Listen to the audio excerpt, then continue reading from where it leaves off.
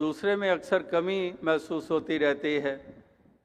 तो दास को वही ध्यान आया कि दास ने ये नवंबर में समागम में ही पहली दफ़ा आपने देखा, आखिरी दिन ये चश्मा दिखाई दिया दास के चेहरे पे। तो दास की नज़र तो वैसे तो कुछ अरसे से कमज़ोर हो रही थी, और अब वो हालत हो गई थी कि सामने महापुरुष बैठे हुए, उनके दो दो आईब्रोज नज़र आ रहे थे, एक के ऊपर दूसरा। तो बड़ा वियर्ड फीलिंग, बड़ा अजीब सा लग रहा था। तो वहीं से एक ख्याल मन में आया कि महापुरुषों के तो चेहरे सुंदर हैं, लेकिन मेरी ही नज़र में कमज़ोरी थी, तो इसलिए दो दो नज़र आ रहे थे। तो वही बात जो हमने कल भी कही कि ड्युअलिटी देखते हैं, वो हमारी नज़र की खामी हुआ करती है।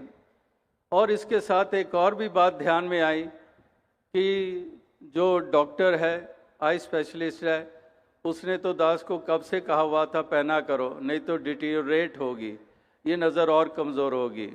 लेकिन दास ने नहीं इस्तेमाल की, क्योंकि दास ने उसको नहीं सुना। इसी तरह से अगर नहीं सुनते गुरु की, नहीं सुनते हम जो वचन आते हैं, तो वाकई हमारी दृष्टि पे प्रभाव पड़ते हैं, हमारे मन में प्रभाव पड़ते हैं, हमारे जीवन में गिरावट आती है।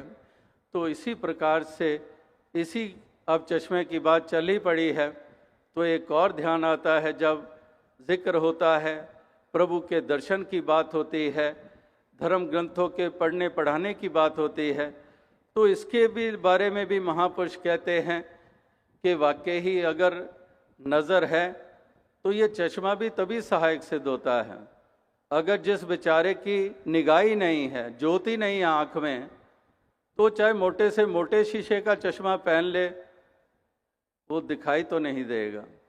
इसी तरह से बेशक हम धर्म ग्रंथ वेद शास्त्र पढ़ते हैं, अगर ज्ञान की नज़र जुड़ जाए तो वही वेद शास्त्र धर्म ग्रंथ वो पूरी तरह से हमें समझ आने लग पड़ते हैं, पूरी गवाही देने लग पड़ते हैं, क्योंकि वो पहले बेसिकली वो नज़र है और उसके बाद हमने वो सहारे हमें मिले हैं।